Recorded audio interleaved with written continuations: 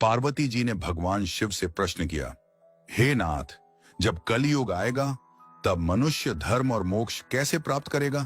भगवान शिव बोले, योगिनी तंत्र में लिखा है कि जब कलयुग आएगा तो वैदिक मंत्र ऐसे हो जाएंगे जैसे बिना विष वाला सांप, जिनमें न शक्ति रहेगी और न असर।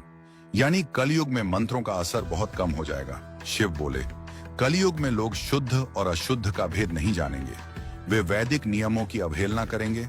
ऐसे में नियम और शुद्धता रहित वेद मंत्रों का उच्चारण केवल एक खोखली परंपरा बन जाएगा, जैसे कोई व्यक्ति गंगा के तट पर खड़ा हो पर प्यास बुझाने के लिए कुआं खोदने लगे। शिव जी ने स्पष्ट किया, वेद मंत्रों की पूर्ण शक्ति सतयुग, त्रेता युग और द्वापर में ही साकार होती है। कलयुग में वैसी प्रभावशाली साधना कठिन हो जाएगी, क्योंकि आचरण की शुद्धता नहीं रहेगी, मन और वचन में मेल नहीं होगा और धर्म केवल बाहरी रूप तक सीमित रह जाएगा। पार्वती जी ने पुनः पूछा, तो कलयुग में मनुष्य अपने पापों का नाश कैसे करेगा? पूजा का फल कैसे पाएगा?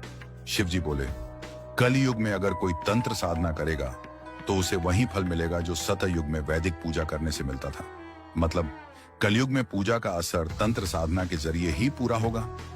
तंत्र का रास्ता कोई अंधविश्वास नहीं है, यह एक विज्ञान जैसा है।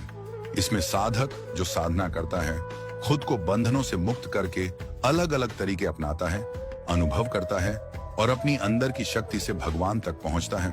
तंत्र साधना 3 चीजों पर टिकी है, मंत्र, शब्द और ध्वनि की ताकत से मन और चेतना को जगाना, जैसे बार बार ओम नमः शिवाय बोलना। तंत्र खास तरीकों और साधना के नियम जिनसे साधक अपनी शक्ति को सही दिशा देता है। यंत्र खास आकृतियां या चित्र जैसे श्री यंत्र, जिनमें ब्रह्मांड की ऊर्जा को स्थिर किया जाता है। शिव जी ने समझाया, तंत्र साधना हर किसी के लिए नहीं है। इस रास्ते पर वही चल सकता है जिसके दिल में भगवान को पाने की बहुत जबरदस्त चाह हो, जो दुनिया को एक जगह मान ले जहां वह सीखने और प्रयोग करने आया है, और जो पूरी लगन और समर्पण के साथ साधना कर सके। यानी तंत्र में सफलता तभी मिलती है जब कोई पूरी ईमानदारी और पागलपन से भगवान को पाना चाहता हो। शिव बोले, कलयुग में तंत्र कोई अंधविश्वास नहीं, बल्कि आत्मा और ब्रह्म के मिलन का व्यावहारिक विज्ञान है। इसमें न तो बाहरी आडंबर की आवश्यकता है और न ही सामाजिक मान्यता की, केवल साधना, एक निष्ठता और प्रयोग की भावना चाहिए। संदेश, कलयुग में जो व्यक्ति भगवान को पाना चाहता है वो सिर्फ नियम कायदों से नहीं पाएगा, बल्कि अपने अनुभव और सच्ची कोशिश से भगवान तक पहुंचेगा।